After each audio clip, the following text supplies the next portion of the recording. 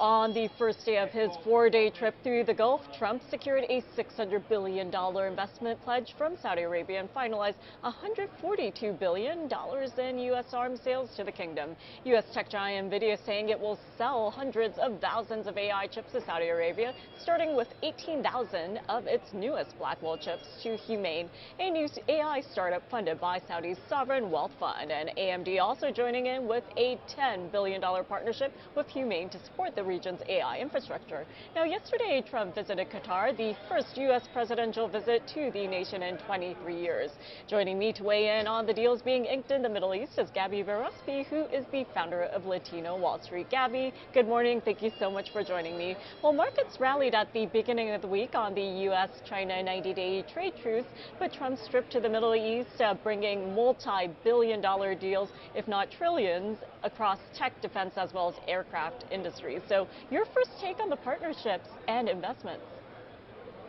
Yeah, so I think it was something that we had all been waiting for, right? After the Taiwan deal, it gave people a lot of hope that we were creating these alliances with these different nations. So now that he went to the Middle East and he brought in about 2 trillion in 48 hours worth of deals, I think that that says a lot about where we're headed, right? It's important to focus on the sector as investors, like you mentioned, the aerospace, the defense sector, artificial intelligence, right? The tech sector.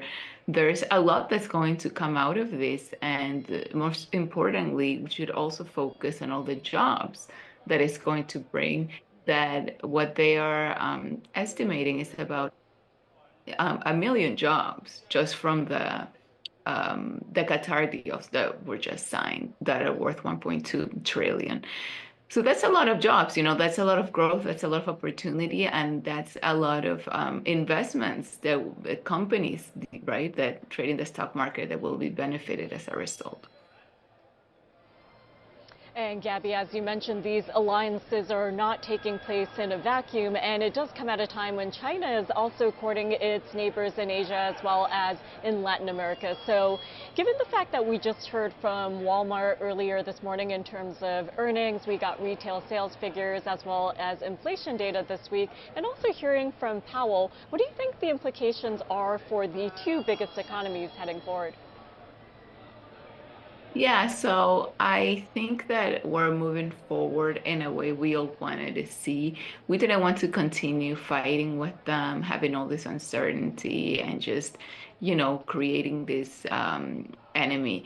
We wanted to see them coming to the table and, agreeing on certain things. So what was agreed on, first of all, was a pause. That was great news, right?